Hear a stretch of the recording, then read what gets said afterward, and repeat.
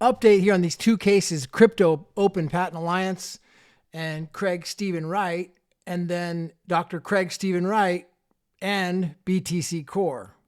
That's the proper analysis. So it's the man versus Satoshi ultimately is a good way to analyze this. And there's a recent judgment here that just came out. Now they call it a judgment in the UK as opposed to an order. So it's called a judgment. And now just as a quick summary, this came out yesterday in this high court. Now what the basis on this case, just a quick background here, ultimately what's going on. So in the Copa claim, the claimant Copa seeks to prove that Dr. Wright, the defendant to the claim, is not the author of the Bitcoin white paper, and more generally, not the person who adopted the pseudonym Satoshi Nakamoto, the person who's credited with having invented Bitcoin. In the BTC Core claim, Dr. Wright seeks to prove that he was. So the court here in this case, they've directed it, I did it as two separate actions with their common issues. So they brought them together to be determined at the trial of the Copa claim, which is set for the 15th of January, 2024. It says that only the individual defendants of BTC Core claim are party to the January trial. So, and those BTC Core claim defendants are well known as you got Gregory Maxwell, Peter Todd, Dobson, Falk, Lake, Lon, Ford, Bushnell, some of these, Luke Dasher Jr. So these are some of the guys who were ordered to appear at the January 15th trial. So in this particular order that Copa just brought, or the motion they brought, they sought to add allegations that documents disclosed by Dr. Wright had been altered or tampered with to support his claim to be Satoshi Nakamoto. And basically Dr. Wright opposed the amendments on various grounds, including that they were very late and unnecessary and disproportionate. So the judge allowed Copa to amend the plea to plead forgery in relation to the 50 additional documents, including some of the Dr. Wright's reference documents. Copa was ordered to precisely identify the documents alleged to be forged. So they got to be very specific and clear in pleading fraud. They're ordered to be very clear and specific in why they are alleging a fraud claim on these documents.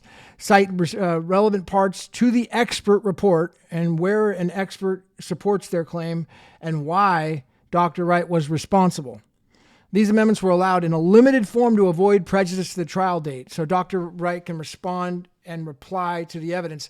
The judge refused permission to plead similar fact evidence of plagiarisms in Dr. Wright's thesis, so that finding it at minimal probative value. So in summary, basically the court sought to strike the balance between Copa to plead its essential case theory while limiting prejudice to Dr. Wright and the late stage of the proceedings.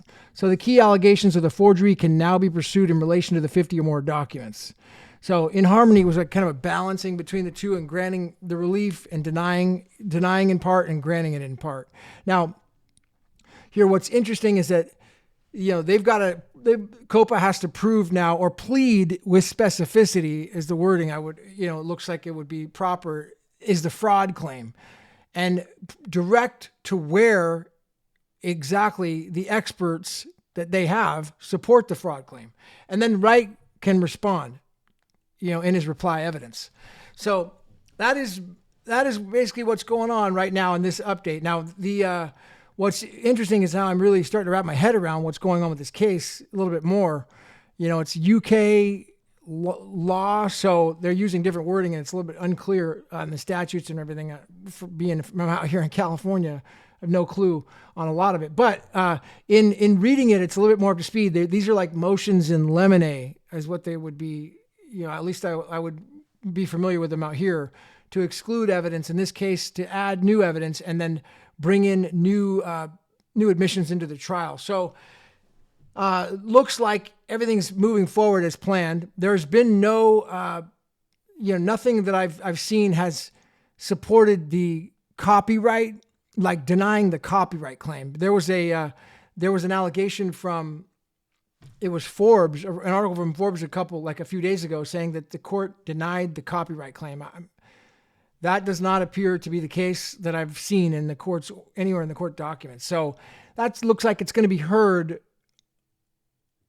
in January. Please correct me if I'm wrong on that. Maybe I'm not seeing it at somewhere in one of these other orders, but that looks like what's going on. The main thing is that the main issue the court has to decide, and what everybody's really waiting to find out is, Wright, Copa seeks to prove that Wright is not the author of the white paper and not the person who adopted the pseudonym Satoshi Nakamoto.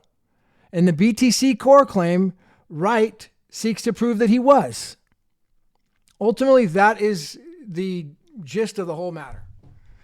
Put this thing to bed for once and for all so we can, have closure on this matter.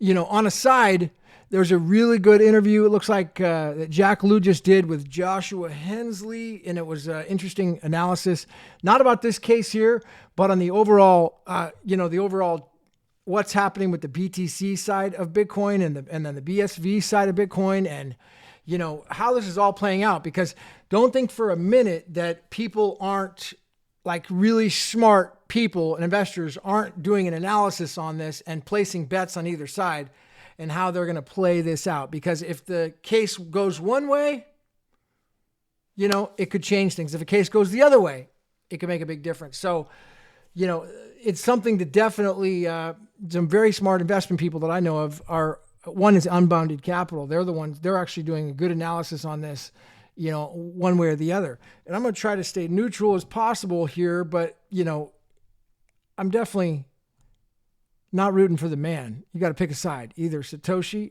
or the man. And come on, you think I want the freaking man to win this?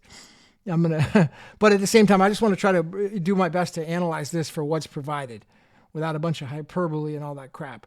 So this is Gavin. Mehl. Like, comment, subscribe, share the video, hit the notification bells as well, and we'll see you on the other side.